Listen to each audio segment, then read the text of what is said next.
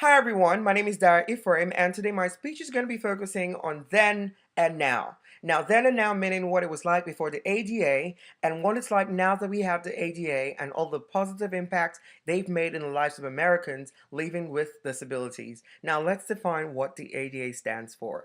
The ADA can be defined as the Americans with Disabilities Act.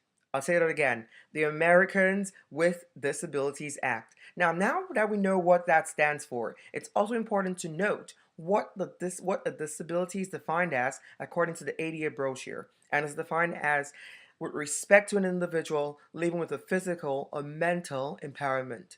Okay, now because disability can be a very broad topic, I've decided to focus on one section which concerns disabled people using wheelchairs. And under this topic, I have two subtopics which will focus on accessibility and transportation via bus and train, and accessibility to public infrastructure.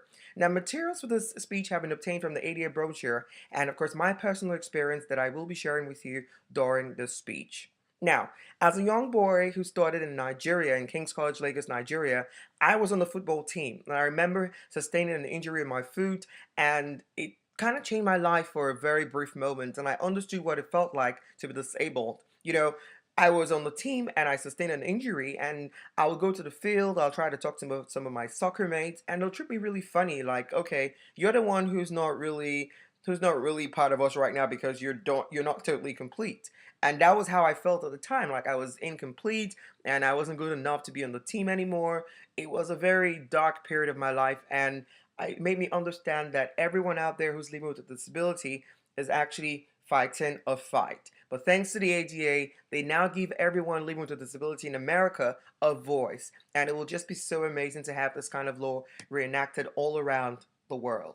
Now, as I've chosen to focus on accessibility via transportation, I'm going to look at transportation through bus and train. Now, if you're looking at the subways in New York, well, not so many of them have elevators, but a lot of changes have been made since the ADA came into being. And that's because, they now say if you're on the subway, you have to have subways that have elevators, and that makes it easier for people using a wheelchair to have access to the trains. This is also applicable to the bus. If you look at the buses, you're going to see that they now have a ramp, which makes it easier for people using a wheelchair to, make their way into the bus. And on the bus as well, there are certain areas that have been, segregated for people using wheelchairs, so they're comfortable and they now have their own space.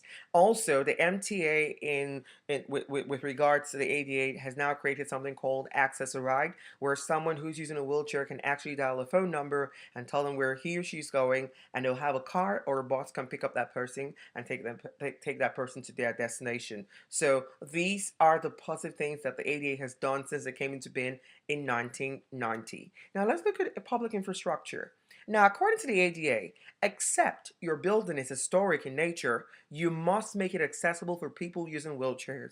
Now, when we say historic, it means it's a building that possibly doesn't have accessibility for people using wheelchairs because of the way it was made and because of the fact that it's a very old building. But if your building isn't old, the ADA has made it very mandatory that you make it accessible for people using wheelchairs. And that's why today you have hotels that have accessibility for people using wheelchairs. There are ramps and special entries for people using wheelchairs. So these are some of the positive things that the ADA has actually done. I can go on, but because I've chosen to focus on this area, yes, that's what I've chosen to talk about.